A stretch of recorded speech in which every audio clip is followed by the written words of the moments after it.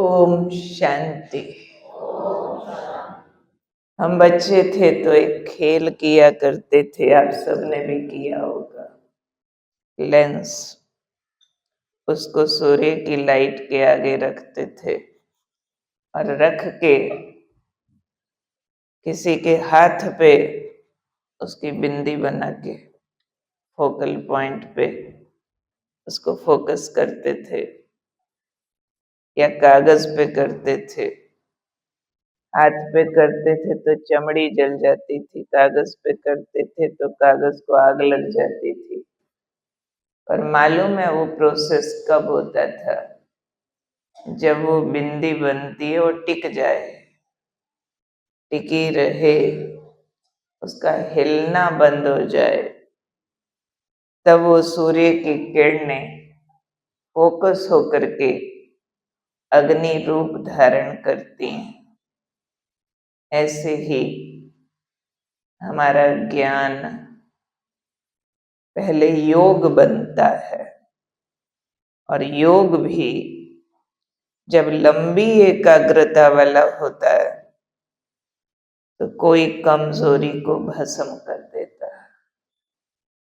तो जब भी भट्ठी करनी है, पहले अंतर्मुखी होना है। अंतर्मुखी होना माना सारी इंद्रियों से ध्यान समेट लेना, समेट कर भीतर जाना। चारों तरफ क्या हो रहा है दिखे नहीं, सुने नहीं। फीलिंग्स बाहर की हम लेना बंद कर दें, भीतर की महसूसता लेना शुरू कर दें। तो चालू है भीतर की महसूसता, या कोई आ रहे जा रहे हैं तो हमारी आंखें भी उनके साथ आ रही है जा रही है।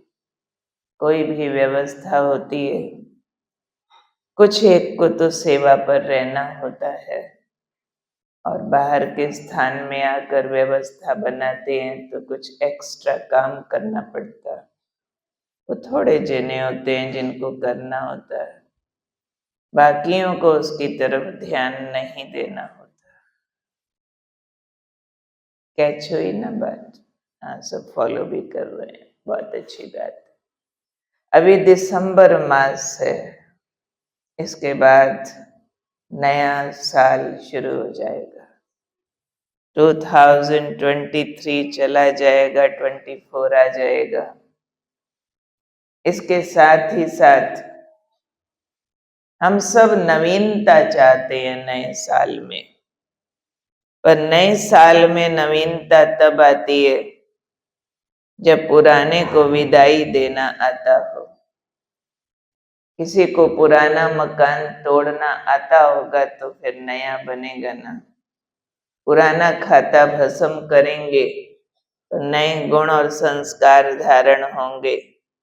नहीं तो हर नए साल पर एक प्रतिज्ञा करते हैं जो पहले ही हफ्ते में टूट जाती है, क्योंकि क्या धारण करना है ये तो सोच लेते हैं, लेकिन जो पहले वाला काम कर रहा उससे जगह खाली भी तो करानी है ना।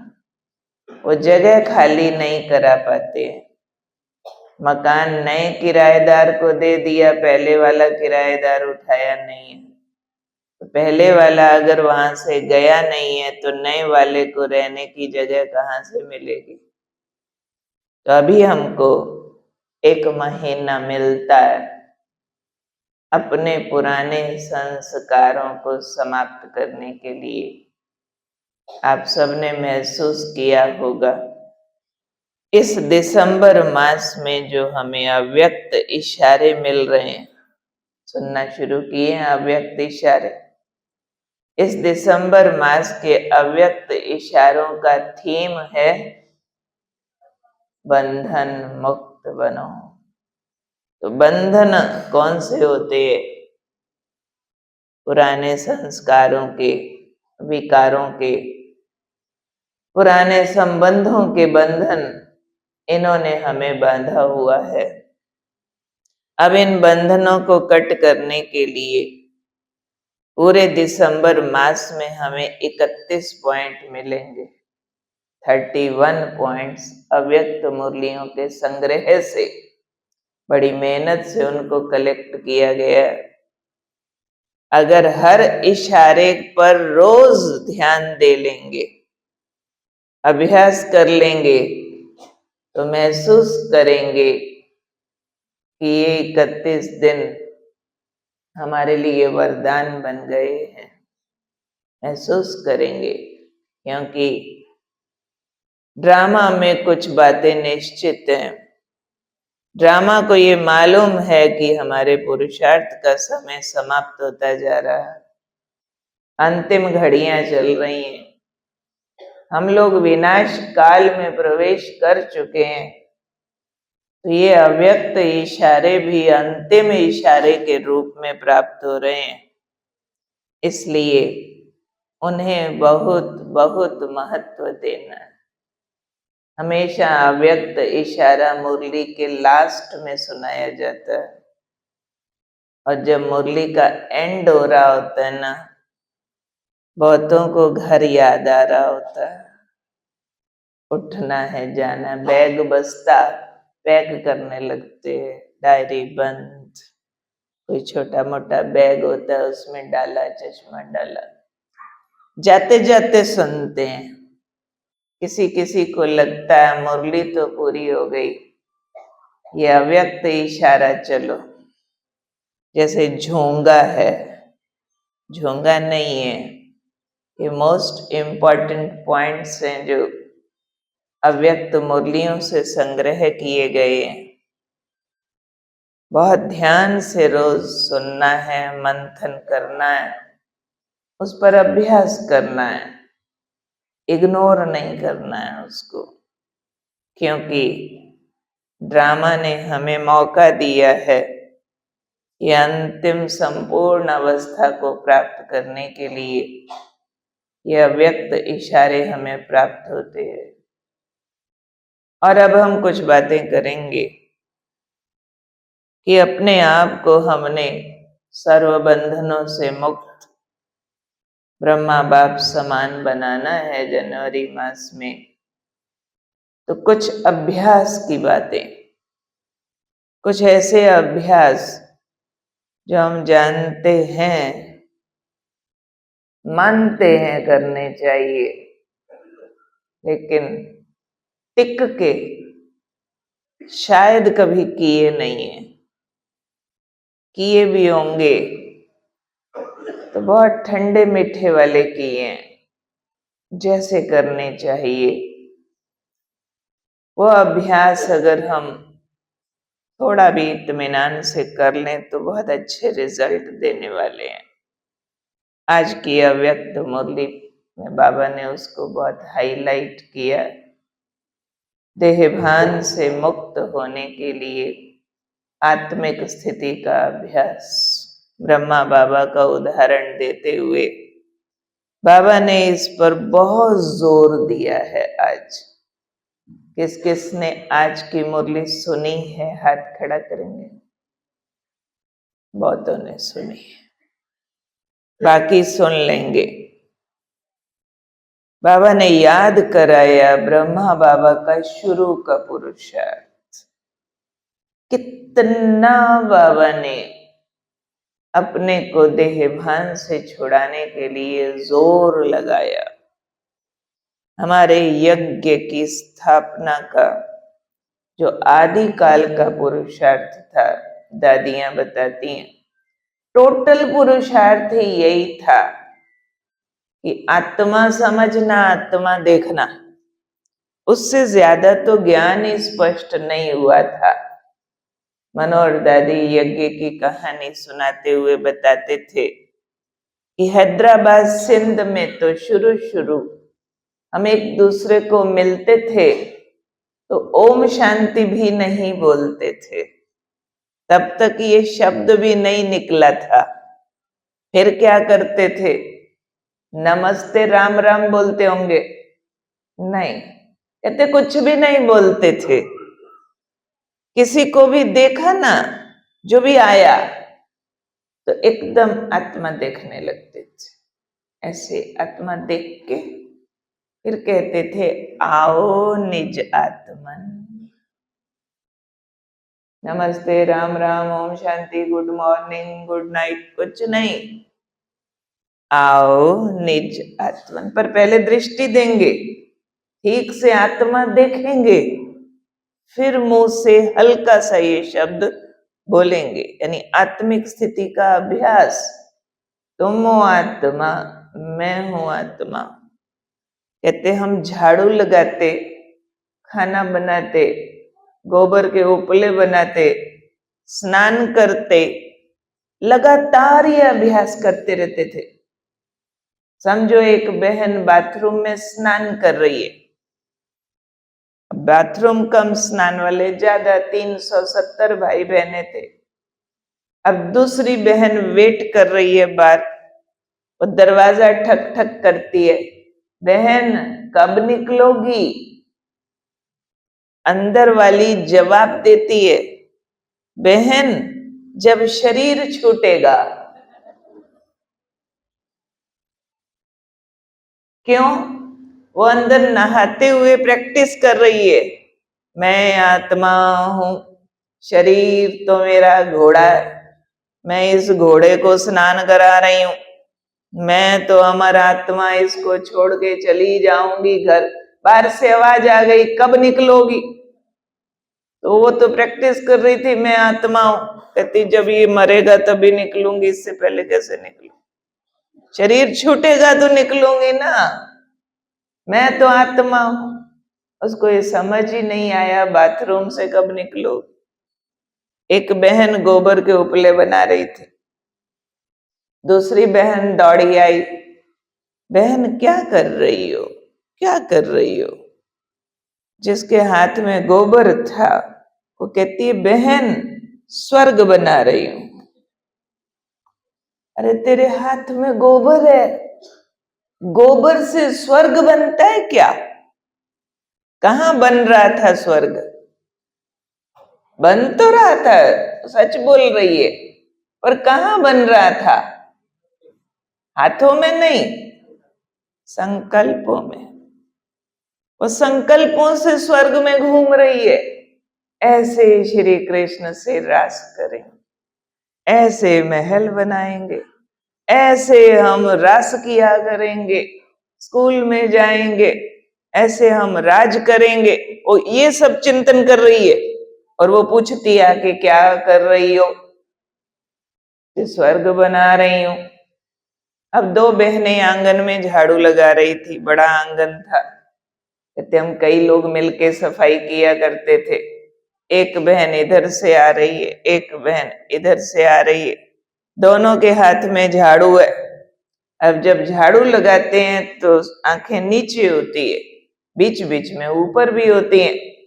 कहते जैसे ही हमारी आंख ऊपर होती थी, नजर मिलती थी, हम देखने लग जाते थे ये आत्मा है, ज्योति बिंदु है, शिव बाबा का बच्चा है। जैसे ऐसे नजर से नजर मिलाते थे ना, ध्यान में चले जाते थे। अब ध्यान में देख रहे हैं स्वर्ग, वहां देख रहे हैं राधे कृष्ण, रास करने लग जाते थे। ध्यान से उतरते थे, फिर झाड़ू लगाने लग जाते थे। कहते ये हमारे घड़ी घड़ी के खेल चलते थे, कर्म भी और अभ्यास भी।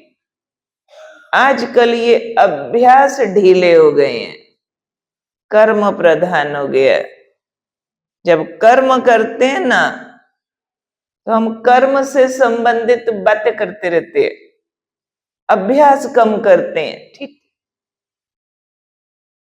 लेकिन आदत ऐसी डालनी चाहिए, ये भी ध्यान देना, जब भी कोई कर्म करो ना, उस कर्म से संबंधित बातें बहुत कम करनी पड़े, गिनी चुनी। उसके बजाय अभ्यास ज्यादा चले। इसलिए आदत डालो कोई भी काम की शुरुआत पहले 1 मिनट साइलेंस से करो। चाहे आप कपड़ा धोने लगो, खाना बनाने लगो, सफाई करने लगो, जो करो पहले देह से न्यारे हो जाओ, बाबा को इनवाइट करो, तो आप महसूस करेंगे कम बातों में, कम समय में अधिक काम कर पाते हो और उसमें गलतियां नहीं होती, समस्याएं नहीं आती। समस्या वाला काम आ भी गया तो जल्दी उसका सॉल्यूशन आ जाएगा। साइलेंस पावर काम करेगी। हमने दादियों को भी काम करते देखा, अपनी महारथी दीदियों को भी देखा, आदरणीय अचल दीदी को, भ्राता जी को। उनके पास बड़े बड़े काम थोड़ी शक्तियों में हो जाते थे और उन कामों में हलचल, भगदड़, शोर शराबा नहीं दिखाई पड़ता था। विघ्न तो सदा से आते रहे हैं प्रोग्राम्स में। मधुबन में दादियों को बहुत नजदीक से देखा। वर्ल्ड लेवल पर ईश्वरीय कार्य को मैनेज कर रहे हैं, वर्ल्ड लेवल पर 140 देशों में फैले सेंटर्स को मैनेज कर रहे हैं। और दादियां सब कुछ करते, डायरेक्शन देते, काम कराते, खाली दिखती थी, ऑलवेज खाली, कुछ नहीं कर रहे हैं। और कई लोग थोड़ा सा काम करते, घर में 2 मेहमान भी आ जाएं, 4 लोग का भी सिर्फ भोजन है, ऐसे भगदड़ करते नजर आते, ये लाओ, वो लाओ, उठाओ, रखो, पूछो, बताओ। क्यों तूफान मचाते हो? शांति की शक्ति से कर्म करो। अंडरलाइन बात, शांति की शक्ति से कर्म करो। कम बोल में कर्म करो, बोलो कम, तोलो ज्यादा। बात की गहराई पहले यहां समझो, फिर कर्म में आओ। हम कई बार बिना सोचे समझे कर्म चालू कर देते हैं, फिर उसमें उलझते रहते हैं। पहले प्लान कर लो, 5 मिनट, 3 मिनट, 1 मिनट, ये ऐसे ऐसे ऐसे करेंगे। इसमें अगर ये वाली प्रॉब्लम आएगी तो उसको ऐसे ठीक करेंगे, फिर करना शुरू करो। बाबा को इनवाइट करो, बाबा आपका घर है, आपके बच्चे हैं, आपकी सेवा है, जो भी कर रहे हैं सेवा है, चाहे आप बच्चे पाल रहे हो, आओ बाबा आप कराओ, मेरी बुद्धि को स्पर्श करो, ये कर्म आपको अर्पित, इस कर्म का फायदा नुकसान आप जानो, जो कराना है मेरे से कराओ, अपनी इच्छा कर्म से निकाल दो। यही होना चाहिए, ना हुआ तो आज तो फलानी चीज पकाऊंगी, इतनी स्वाद बननी चाहिए, जैसी बने बाबा आप बनवा लो। अपनी इच्छाएं निकाल दो कर्म से। बाबा बैठा है, जो कराए तो कम शक्तियों में अधिक कर पाएंगे, हड़बड़ाएंगे नहीं। इसलिए जो आदि में अभ्यास था, हर कर्म आत्मिक स्थिति में, हर कर्म बाबा की प्रेजेंस में, तो वो कर्म भोग को काट देते हैं, नहीं तो कर्म बोझ बन जाता है। तो क्या टेंशन रखना है, हर कर्म में आत्मिक स्थिति, हर कर्म में समर्पण भाव, साइलेंस का प्रयोग और बाबा को निमंत्रण देना, तो कर्म खेल बन जाएगा, कर्म विकर्म काटने वाला बन जाएगा। नहीं तो कर्म फंसाते हैं, आजकल उलझा देते हैं। तो ये कर्मों के चक्रव्यूह से अभिमन्यु को निकलना पड़ेगा। अभिमन्यु को ट्रेनिंग तो मिली थी चक्रव्यूह में घुसने की। कब मिली थी? कहते जब मां के गर्भ में था। अरे गर्भ में तुमने ट्रेनिंग लिया, फिर इतना बड़ा जब तक हुआ तो और ट्रेनिंग क्यों नहीं लिया? आधी लिया ना। चक्रव्यूह में घुसना कैसे होता, निकलना कैसे होता, ये नहीं लिया। बीच में भी तो तेरे 15, 20, 25 साल थे, तब ले लेता। और ट्रेनिंग लिए बिना घुस गया और मारा गया। ये कौन है अभिमन्यु? अभिमन्यु है हमारा देह अभिमान। देह अभिमान अधूरा ज्ञानी होता है, और आधे अधूरे ज्ञान का भी नशा बहुत होता है। चल पड़ेंगे करने किसी बात को सोचे समझे बिना, और मारे जाएंगे। बाबा ने एक मुरली में कहा था, अभिमन्यु किसको कहेंगे? जो हमेशा कहेगा अभी मेरी बात मान। नहीं तो अगर मेरी नहीं मानी ना, तो मैं होऊंगा परेशान और तुझे भी करूंगा परेशान। ये अभिमन्यु। अभिमन्यु कौरवों के निमंत्रण पर चला जाता है। निमंत्रण दिया था ना, आओ हमारा चक्रव्यूह तोड़ के दिखाओ। चला गया विपरीत बुद्धियों की सभा में। अभिमानी व्यक्ति विपरीत बुद्धियों की सभा में चला जाता है, उनके कुसंग में आके विकारों से प्रभावित हो जाता है, परंतु उससे छूटना नहीं आता। तो छूटने का एक ही साधन है, हे अभिमन्यु, अभिमान त्याग। उसके बजाय आत्म अभिमान जगा, सोल कॉन्शियस हो जा, देह से न्यारा आत्मस्मृति में टिक जा, और ये जिद छोड़ दो कि मेरी मानी जाए। नहीं, मैं सबकी मानूं, सब मेरी माने या न माने। एक ने कही दूसरे ने मानी, समझो समझो उसको, समझो ब्रह्म ज्ञानी। ऐसी दुनिया में भी कहावत है। तो ये जो आत्मिक स्थिति का अभ्यास है, देह भान को भुलाने का अभ्यास है।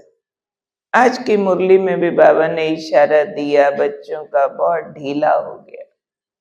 सिर्फ यही अभ्यास कोई ठीक कर लेवे ना, तो बाबा ने कह दिया ब्रह्मा बाप समान बन सकता है, सारे कर्म बंधनों से मुक्त हो सकता है।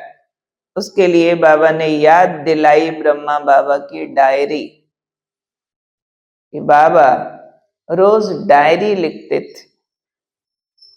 उसमें क्या लिखते थे? मैं एक शुद्ध आत्मा हूं, मैं एक शुद्ध आत्मा हूं, मैं एक शुद्ध आत्मा हूं। डायरियां भर दी लिख लिख के। जसोदा आत्मा है, जसोदा आत्मा है, जसोदा आत्मा है, डायरी भर दी। नारायण आत्मा है, नारायण आत्मा है। शुरू के कुछ सालों बाबा ने लगातार ये अभ्यास किया, मैं आत्मा, और बाकी भी एक एक के नाम सहित आत्मिक स्थिति में स्थित होने का अभ्यास किया। हम सब ने कितना किया? कितना किया? जब से पता चला मैं आत्मा हूं, कितना अभ्यास किया? किसको धुन लग गई थी ये ज्ञान मिलते ही, मैं आत्मा हूं, आत्मा हूं, आत्मा हूं, आत्मा हूं? कितने घंटों, कितने महीनों, कितने सालों टिक कर ये अभ्यास किया? कितने सालों लगातार पूरा पूरा दिन धुन लगा दियो, मैं आत्मा हूं, आत्मा हूं, आत्मा हूं, आत्मा हूं, आत्मा हूं, आत्मा हूं। किसी ने एक फुल डे 24 घंटे भी लगातार ये अभ्यास किया तो बताओ। जिसने किया लंबा अभ्यास, जिसमें ये फीलिंग आती रही हो जैसे कि देह है नहीं, अकेला सितारा, अशरीरी, बिना शरीर वाला पवित्र ज्योति बिंदु।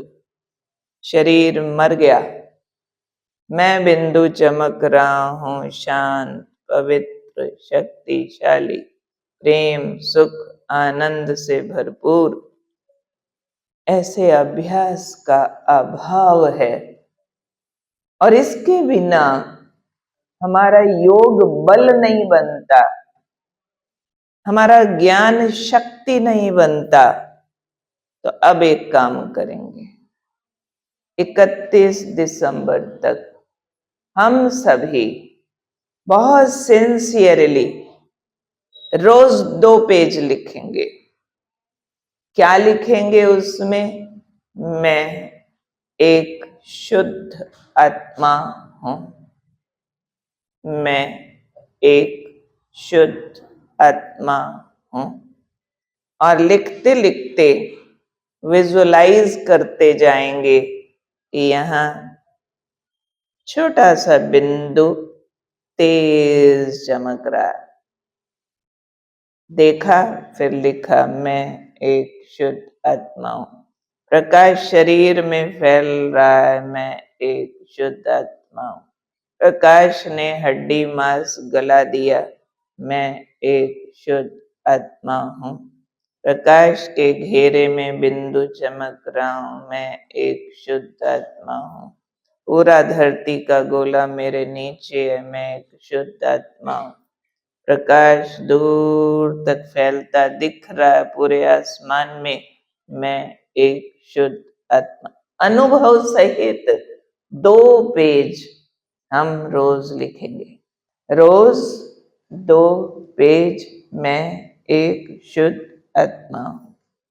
दूसरा अभ्यास आत्मिक स्थिति को बढ़ाने के लिए जो हम करेंगे, बहुत सिंपल अभ्यास, सारे दिन में 15-20 मिनट लगेगा इन अभ्यासों को करने में बस।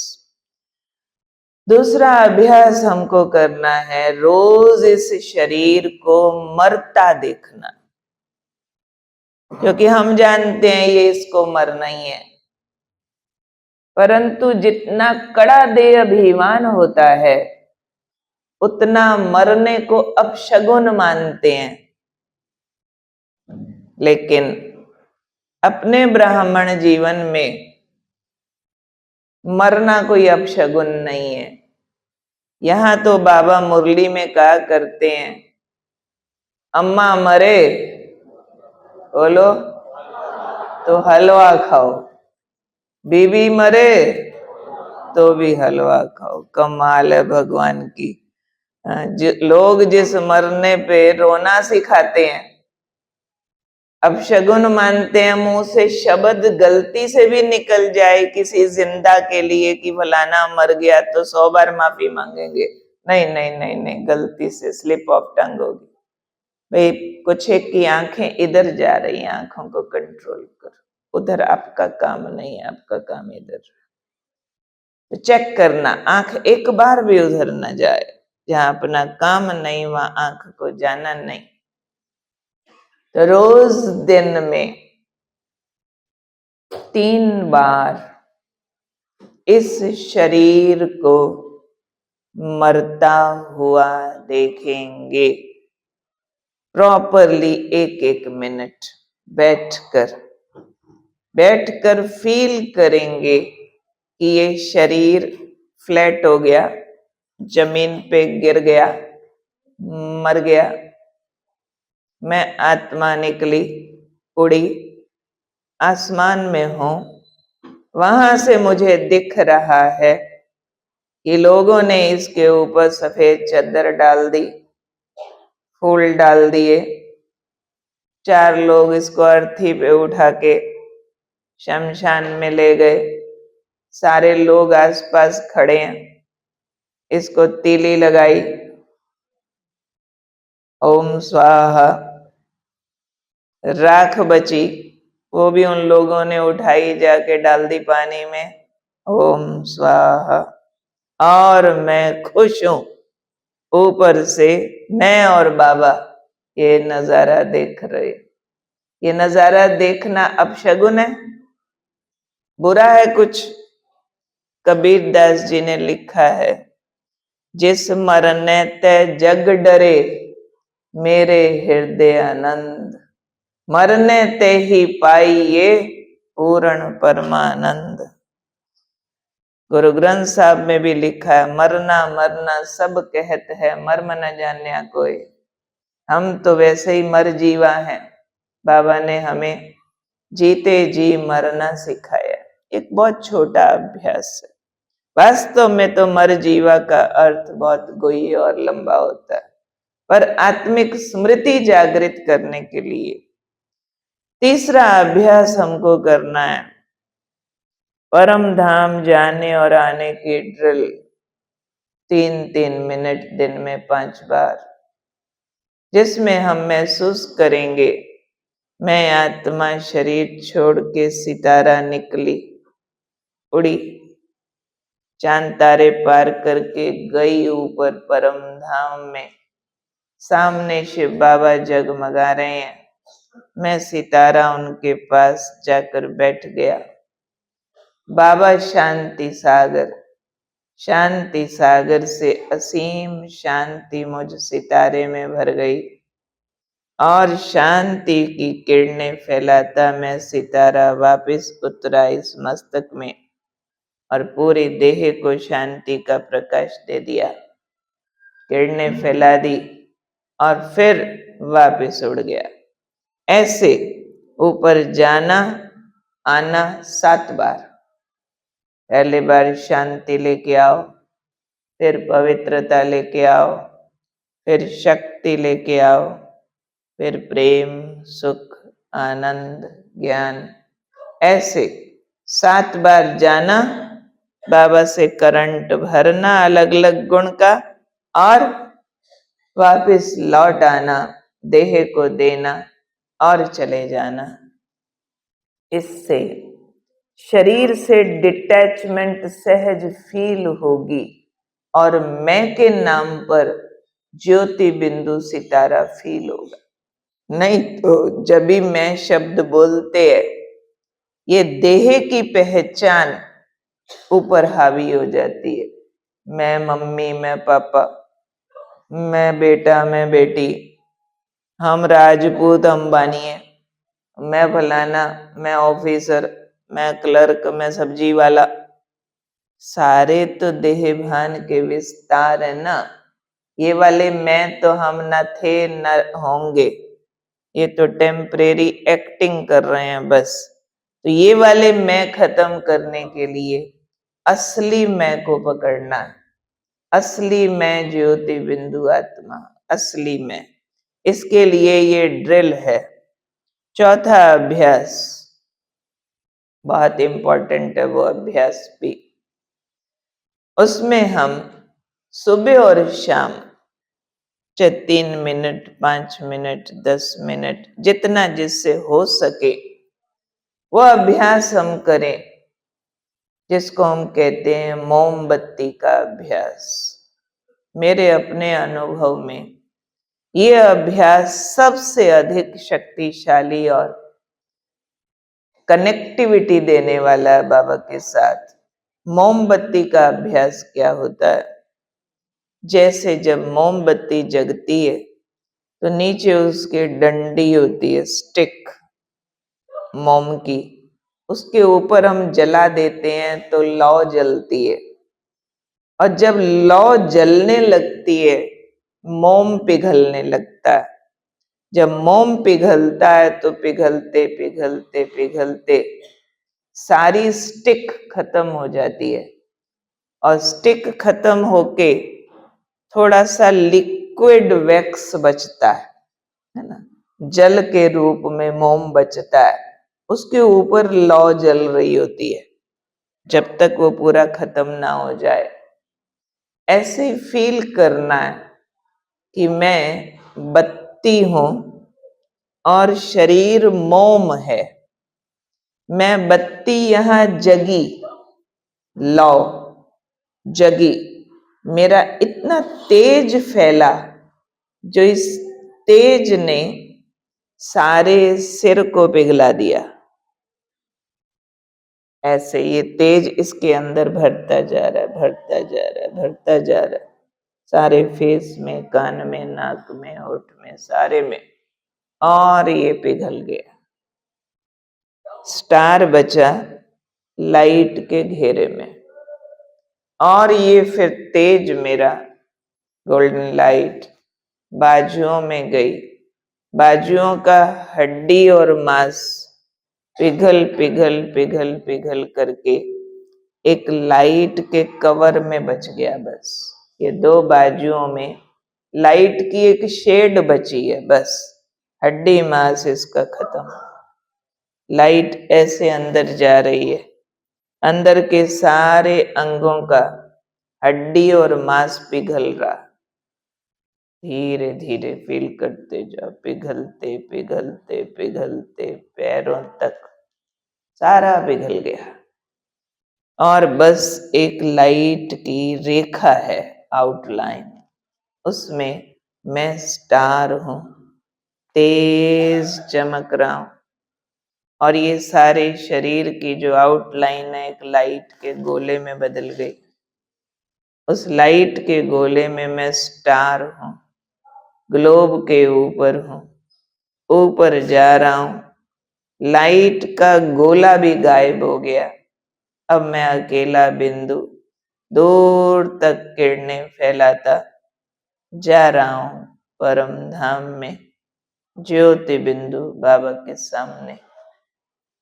ऐसे वाला अभ्यास दिन में कम से कम 3 बार, फिर जितना देर कर सको, कम से कम 3 मिनट, नहीं तो 5, 10, 15 मिनट।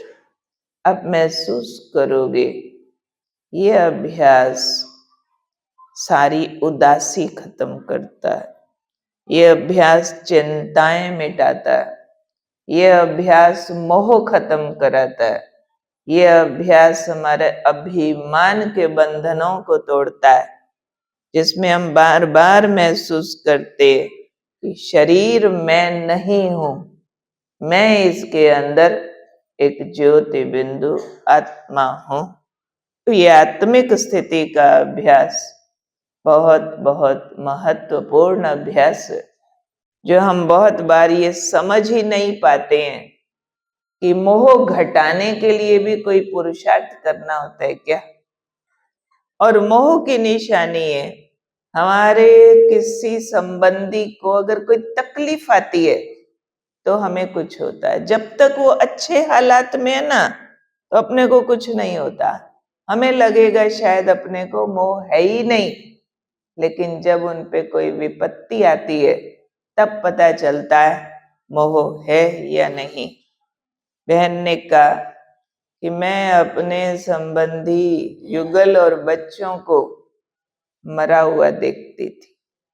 ये सत्य ज्ञान है, ये अपशगुन नहीं है। क्या देखती थी? बता रही है कि उनका शरीर खत्म हो गया, आत्मा है।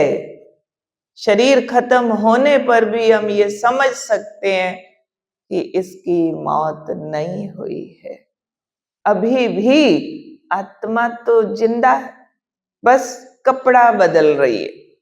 पुराना कोट उतारा, नया कोट ले रहे हैं, क्या बिगड़ा। मालूम है आत्मा अमर है, जाने वाला भी बड़ा खुश है, बूढ़े से बच्चा बनूंगा। और जिनका कोई गया वो भी खुश हो रहे हैं कि इसको नया कपड़ा मिल रहा है, हर्जा नहीं है। तो ऐसी स्मृतियों से अपने संबंधियों को देखना शुरू करो कि आज नहीं तो कल ये भी शरीर को छोड़कर जाएंगे। अगर चले गए तो मुझे कुछ नहीं होगा। हो सकता है, क्या फीलिंग आ रही है? नहीं तो मोह की भाषा बड़ी खतरनाक है। मोह वाला कहता है तू ना मरे मैं मर जाऊं, ये भाषा होती है।